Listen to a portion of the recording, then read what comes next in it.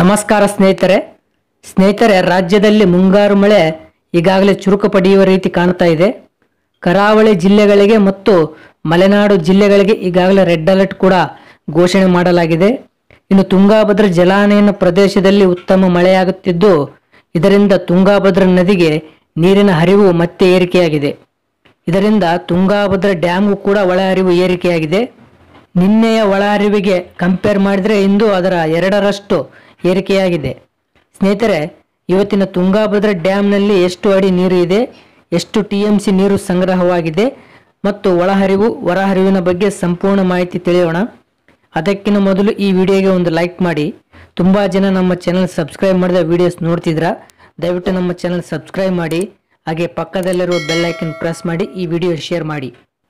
ಸ್ನೇಹಿತರೆ, ಇಂದು ಅಂದರೆ 26 ಮೇ 2025 ಇಂದು ತುಂಗಾಭದ್ರಾ ಡ್ಯಾಮ್ನ ನೀರಿನ ಮಟ್ಟ ಬಂದು 1590 ಅಡಿ 25 ಇಂಚು ನೀರಿದೆ. ಇನ್ನು ತುಂಗಾಭದ್ರಾ ಡ್ಯಾಮ್ನ ಗರಿಷ್ಠ ನೀರಿನ ಮಟ್ಟ ಬಂದು 1633 ಅಡಿ ಇರೋದು. ಇನ್ನು ತುಂಗಾಭದ್ರಾ ಡ್ಯಾಮ್ನಲ್ಲಿ ಇಂದು 11.24 TMC ನೀರು ಸಂಗ್ರಹವಾಗಿದೆ. ತುಂಗಾಭದ್ರಾ ಡ್ಯಾಮ್ನ ಗರಿಷ್ಠ ನೀರು ಸಂಗ್ರಹ ಸಾಮರ್ಥ್ಯ ಬಂದು 105.78 TMC.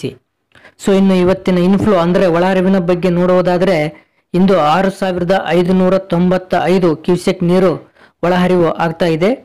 ನಿನ್ನೆ 3125 ಕ್ಯೂಸೆಕ್ ನೀರು ಒಳಹರಿವಾಗಿತ್ತು. ಇಂದು ನಿನ್ನೆಯ 2ರಷ್ಟು ಒಳಹರಿವು ಆಗಿದೆ. ಇನ್ನು ಹೊರಹರಿವಿನ ಬಗ್ಗೆ ನೋಡೋದಾದ್ರೆ ಇಂದು 302 ಕ್ಯೂಸೆಕ್ ನೀರು ಒಳಹರಿವು ಆಗ್ತಾ ಇದೆ. ನಿನ್ನೆಗೆ ಕಂಪೇರ್ ಮಾಡಿದ್ರೆ ಹೊರಹರಿವು ಇಳಿಕೆ ಮಾಡಲಾಗಿದೆ.